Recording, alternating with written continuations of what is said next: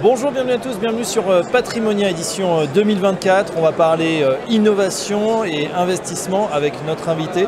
C'est un expert, c'est Raphaël Veverka. Bonjour. Raphaël. Bonjour Fabrice.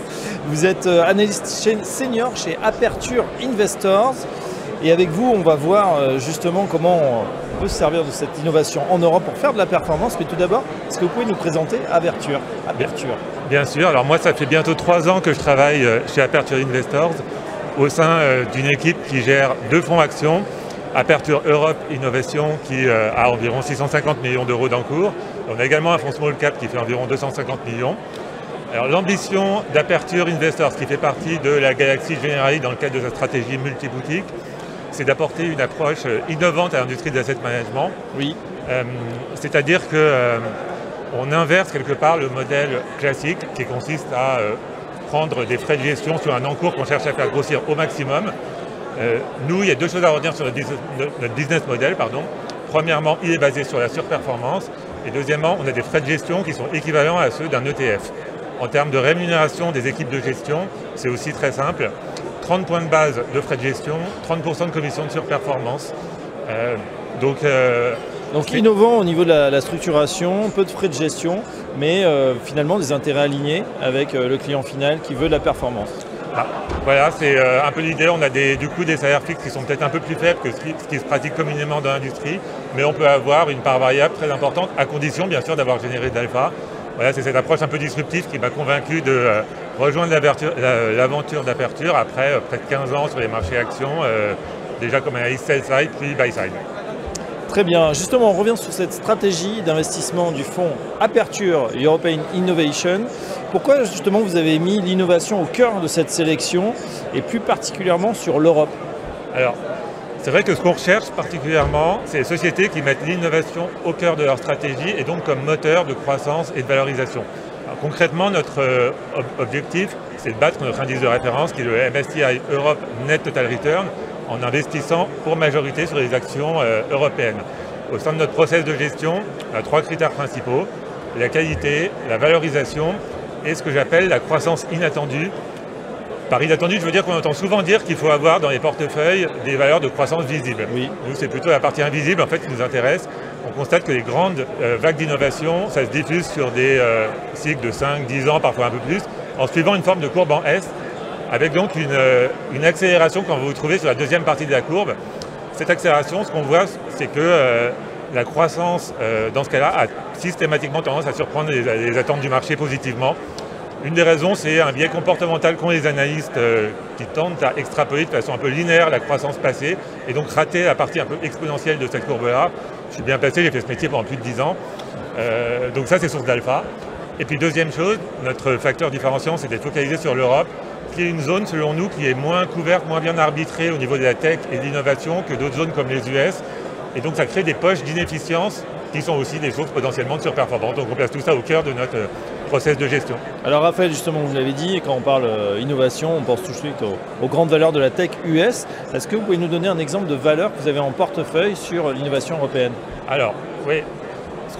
Effectivement, ce que je dirais en premier, c'est que c'est la sélection des valeurs qui permet de générer de la surperformance.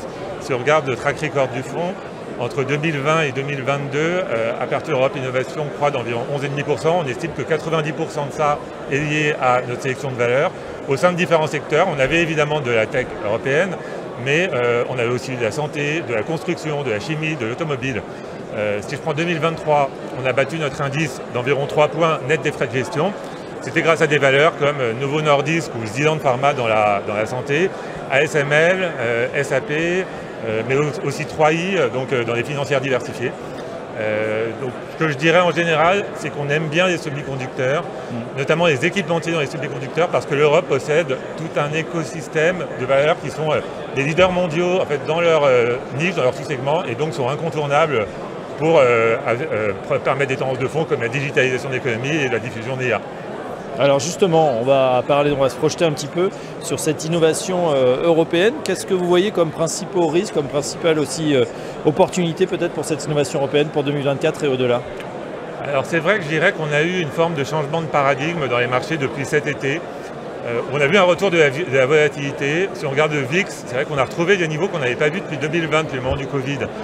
Et je dirais qu'on est passé un peu dans une phase où auparavant le mindset c'était bad news is good news. Maintenant c'est bad news is bad news. Donc autrement dit, le focus du marché, c'est plus l'inflation, c'est le cycle économique à nouveau. Et le grand débat, c'est plus de savoir quand et de combien les banques centrales vont couper les taux, ça c'est en cours.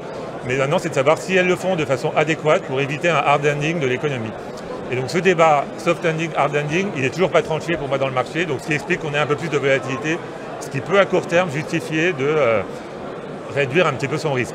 Alors une fois qu'on a dit ça, si on se place dans un scénario où on parle plutôt de ralentissement mais pas de forte récession, ce dont on parlait, les courbes en S, plus précisément la diffusion d'IA, pour nous c'est des phénomènes de fond qui sont très peu corrélés au cycle économique. Donc nous ce qu'on voit plutôt c'est une forme d'accélération, notamment dans la diffusion d'IA au sein de nouveaux secteurs, peut-être d'un point de vue géographique un peu plus d'Europe, un peu moins d'États-Unis, parce que depuis 1 an et demi le marché a fait un focus à juste titre sur Nvidia. Mais derrière Nvidia, en fait, voilà, on pense que l'Europe a tout un écosystème de leaders, de neighbors, comme je pourrais dire, qui permettent de faire se développer l'intelligence artificielle et également des gagnants d'IA. Donc je pense, ce que je disais aux équipementiers semi-conducteurs, mais également par exemple les ESN qui vont contribuer à amener des technologies d'IA chez les clients finaux. Et la santé, on voit bien que l'IA peut contribuer à accélérer le développement de nouvelles molécules. Et je penserais même aux infrastructures énergétiques, où vous allez avoir la transition énergétique qui se poursuit, et en plus de ça, un surcroît de demande pour accommoder toute cette puissance de calcul qui va être nécessitée. Ça va créer une croissance considérable des dépenses de réseau, donc beaucoup d'opportunités. Donc voilà, nous on trouve tout ça est plutôt excitant.